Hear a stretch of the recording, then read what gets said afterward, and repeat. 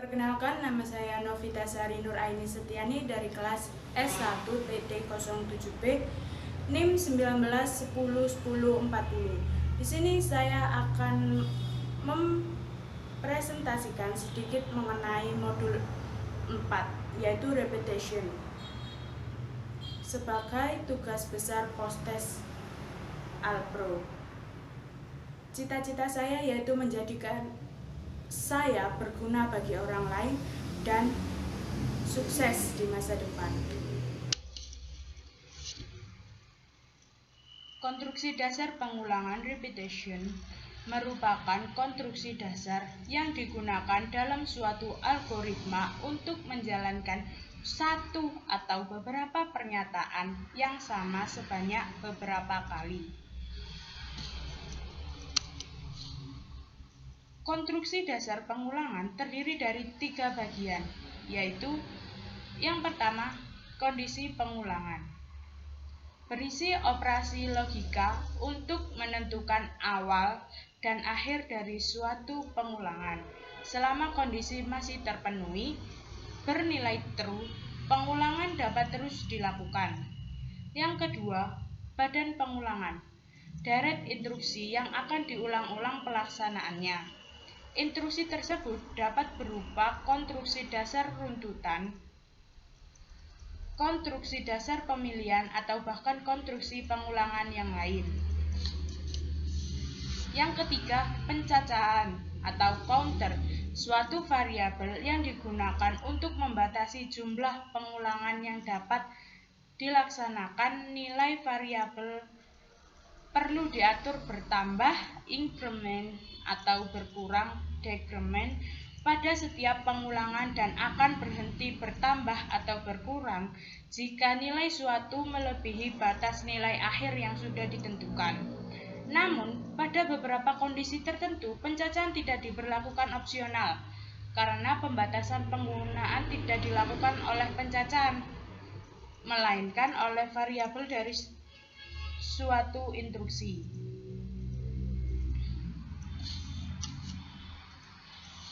Konstruksi dasar pengulangan terdiri dari 4 struktur.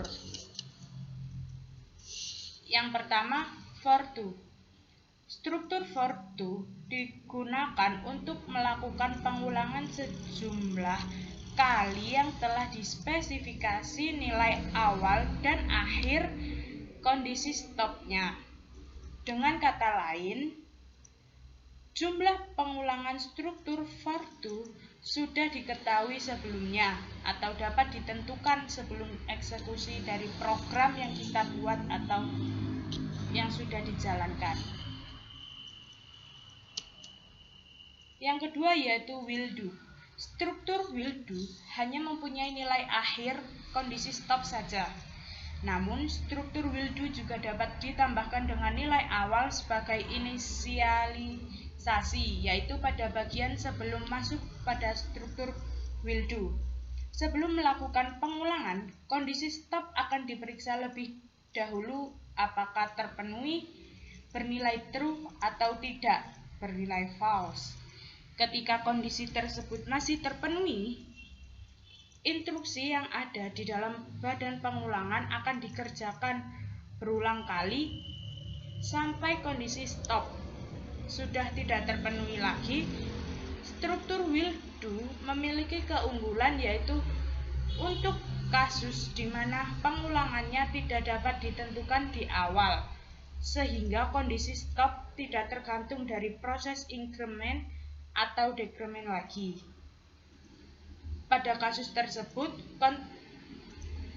struktur will do dapat mengatasi kondisi stop tersebut melalui suatu proses yang ada pada badan pengulangan.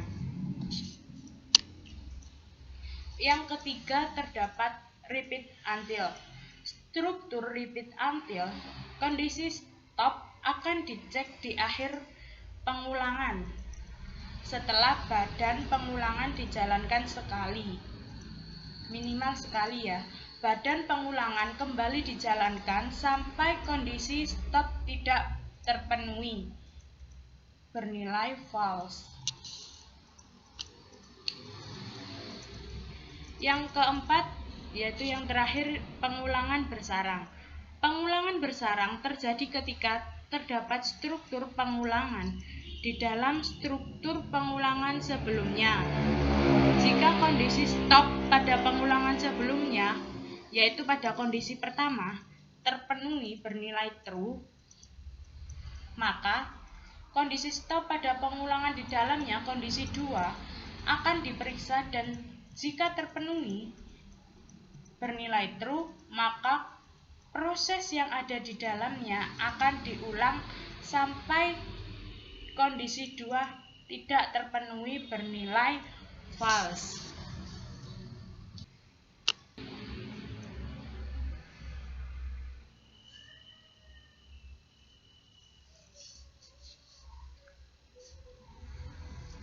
Berikut ini adalah program yang telah saya buat yang bertemakan kelas Ratore. Di sini untuk menentukan jumlah murid atau siswa yang terdapat pada kelas tersebut melalui badan perulangan. Nah, di sini sebagai variabel pencacahan int i sama dengan 1, int i sama dengan 1 sebagai variabel pencacahan. Selanjutnya terdapat do.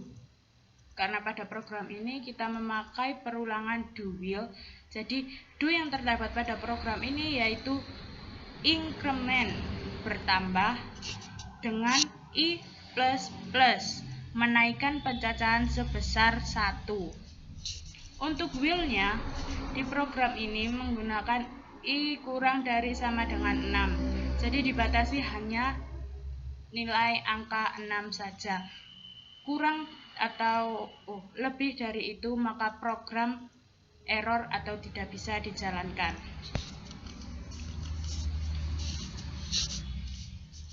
Selanjutnya ini adalah bagian dari algoritma yang terdapat pada program yang telah saya buat untuk menentukan jumlah siswa yang terdapat pada kelas Ratore.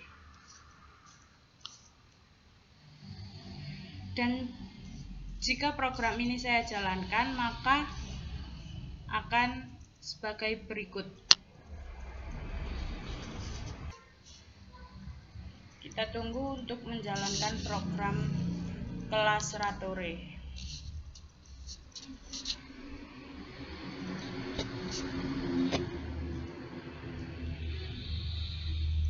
Kita masukkan angka sembarang yaitu 4. Maka program akan berjalan. Jadi banyak siswa di kelas tersebut terdapat 24 anak.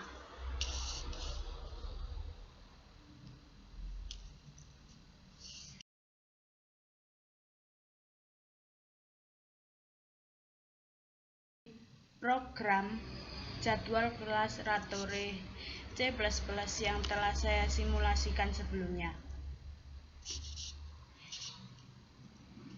Flowchart ini dari mulai kita masukkan do-nya, yaitu i sama dengan 1, angka awalnya pada program pengulangan tersebut. Jadwal kelas Ratore yang akan diulang dari 1 sampai 6. Ini dari 1 sampai 6. Jika kondisinya salah, maka program akan selesai. Melebihi 6, maka program akan selesai. Jika i yang dimasukkan kurang dari 6, maka program tersebut akan terus berjalan berulang.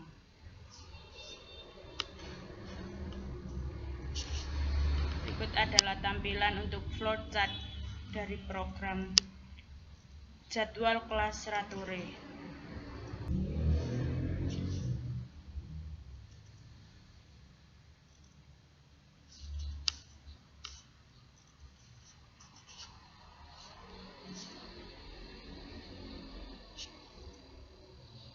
Kali ini jangan menyerah dan terus semangat.